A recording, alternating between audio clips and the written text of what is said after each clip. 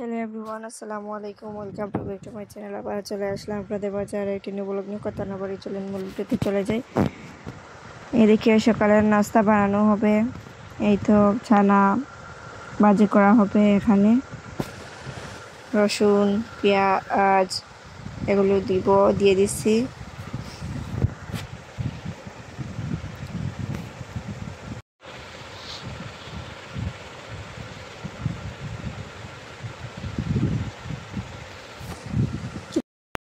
মশলা কষানো হয়ে গেছে, চানা দিয়ে দিলাম। চানা দিয়ে নাড়াচাড়া করে ঢাকনা দিয়ে রেখে দিব। ভিডিওটি না টেনে সম্পূর্ণ ভিডিওটি দেখতেই থাকবেন।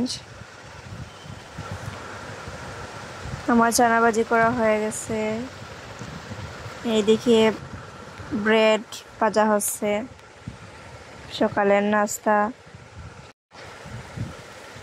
এই তো সকালের নাস্তা, ব্রেড আর হচ্ছে গিয়ে চানা ভাজি। সকালের নাস্তা করা শেষ, এখন চলে আসলাম দুপুরকে রান্না করব। আজকে হচ্ছে গিয়ে কদু। এই তো এদিকে কদু বানানো হচ্ছে, কদু বানানো হয়ে গেছে। গোস্ত দিয়ে কদু রান্না করা হবে।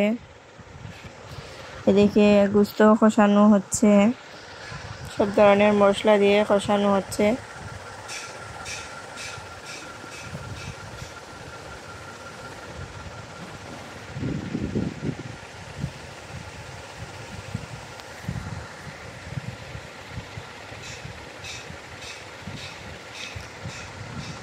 এই তো কদুও দিয়ে দিলাম, দিয়ে নাড়াচাড়া করে ঢাকনা দিয়ে রেখে দিব।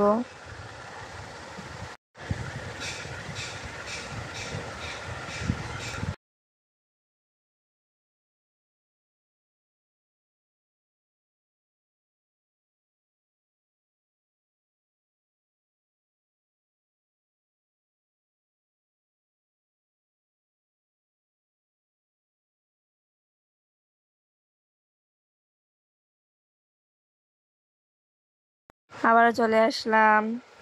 এদিকে আমার কদু তরকারি রান্না করা হয়ে গেছে, গোস্ত দিয়ে কদু তরকারি রান্না করা হয়েছে।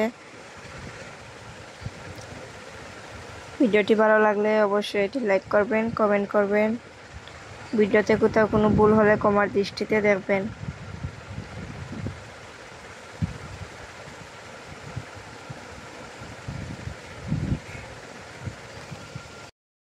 এদিকে গরুর বুড়ি রান্না করার জন্য মশলা কষানো হচ্ছে, সব ধরনের মশলা দিয়ে মশলা কষানো হচ্ছে।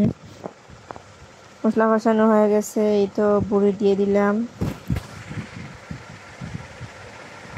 বুড়ি দিয়ে নাড়াচাড়া করব।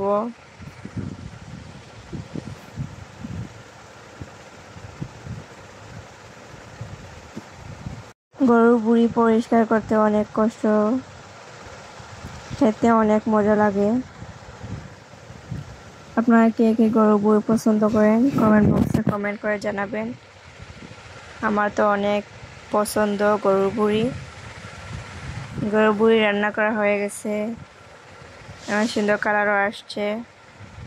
কার কার গরুর বুড়ি পছন্দ সবাই চলে আসে আমাদের বাসায়, সবার দাওয়াত মিস করা যায় না। সবাই তাড়াতাড়ি চলে আসেন।